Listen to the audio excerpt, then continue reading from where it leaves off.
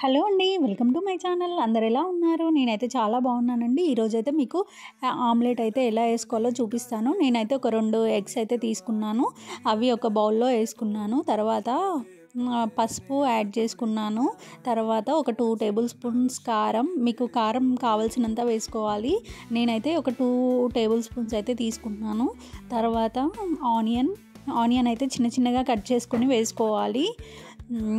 చూడండి, ఆనియన్ చిన్న చిన్నగా కట్ చేసుకోవాలి. తర్వాత నేనైతే కొరియండర్ అయితే యాడ్ చేసుకున్నాను. మీకు కావాలంటే యాడ్ చేసుకోవచ్చు, లేకపోతే లేదు. నేనైతే సాల్ట్ తగినంత యాడ్ చేస్తున్నాను. మీకు టేస్ట్కి తగినట్టు యాడ్ చేసుకోండి. తర్వాత మిక్స్ చేసుకోండి బాగా.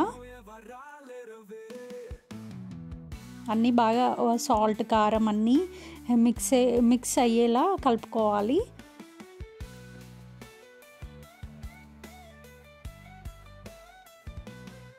చూడండి, ఇలా వచ్చేలా కలుపుకోవాలి. అన్నీ మిక్స్ అవ్వాలి.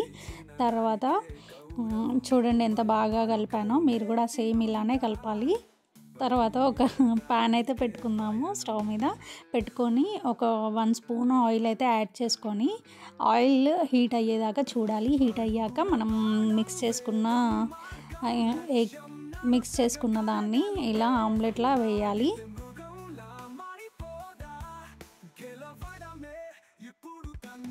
చూడండి ఎంత బాగా వస్తుంది ఆమ్లెట్ అయితే. చూడడానికి నాకైతే అప్పుడే తినేయాలని అనిపిస్తుంది. చూడండి, 2 వైప్స్ అయితే మంచిగా కాల్చుకోవాలి. చూడండి, నేనైతే తిప్పేసాను.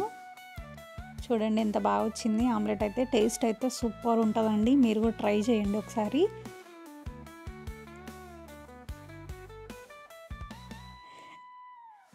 ఓకే అండి, ఆమ్లెట్ని మనం గిన్నెలోకి తీసుకుందాం. చూడండి ఎంత బాగుందో.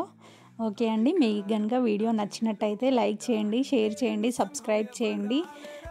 లైక్ చేయడం అయితే అస్సలు మర్చిపోకండి. Thank you.